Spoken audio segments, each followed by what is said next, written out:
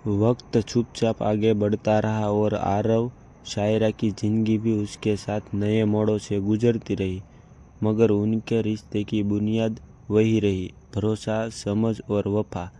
बच्चे अब बड़े हो रहे थे, घर की जिम्मेदारियां बदल रही थी और जिंदगी की रफ्तार तेज होती जा रही थी। फिर भी हर दिन की शुरुआत और हर रात का अंत एक दूसरे के साथ ही होता। शायरा की दिन भर की थकान आरव की एक मुस्कान में घुल जाती और आरव की उलझनें शायरा की खामोशी मौजूदगी में सुलझ जाती। दोनों जानते थे कि प्यार को रोज जीना पड़ता है, उसे वक्त के हवाले नहीं छोड़ा जा सकता। इस बीच हालत ने फिर इम्तिहान लिया। जब आरव को काम के सिलसिले में लंबे समय के लिए दूसरे शहर जाना पड़ा। यह दूरी पहली बार नहीं थी, लेकिन इस बार ज़्यादा गहरी थी। शायरा ने मुस्कुराकर उसे विदा किया, मगर उसके दिल में एक खालीपन बस गया। फ़ोन पर बातें होती, वीडियो कॉल पर चेहरे दिखते, लेकिन साथ बैठकर बिना कुछ कहे चाय पीने का सुकून कहीं खो गया था। आरव भी हर शाम कमरे की खामोशी में शायरा की हंसी को ढूंढता और तब समझ आता कि साथ होना सिर्फ पास रहने का नाम नहीं, बल्कि एक दूसरे की आदत बन जाने का नाम है।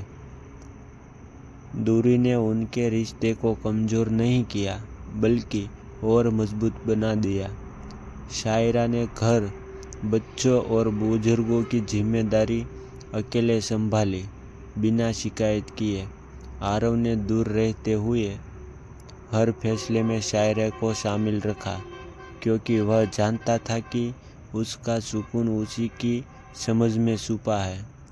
कई रातें ऐसी आई जब दोनों ने एक दूसरे की कमी को आंसुओं में महसूस किया, लेकिन उन आंसुओं को कभी शिकवे में नहीं बदला। एक दिन अचानक आरव की तबीयत बहुत बिगड़ गई। फ़ोन पर खबर मिलते ही शायरा का दिल बैठ गया। उसने बिना देर किए बच्चों को संभाला और उसी रात सफ़र पर निकल पड़ी। अस्पताल के कमरे में जब उसने आरव को कमज़ोर हालत में देखा, तो उसकी आंखों में चुपचाप आंसू बहने लगे। आरव ने उसकी ओर देखकर धीमे से कहा, तुम आ गई, अब डर नहीं लग रहा। उस पल शायरा को एहसास हुआ कि वफा सिर्फ साथ चलने का नाम नहीं, बल्कि मुश्किल वक्त में एक दूसरे की सांस बन जाने का नाम है। धीरे धीरे आरव ठीक होने लगा और घर लौट आया। इस घटना ने दोनों को जिंदगी की नाजुक सच्चाई फिर से याद दिलाती। उन्होंने तय किया कि अब भागदौड़ में नहीं, सुकून में जीना है। आरव ने काम का संतुलन बदला और शायरा ने भी खुद के लिए थोड़ा वक्त निकालना सीख लिया।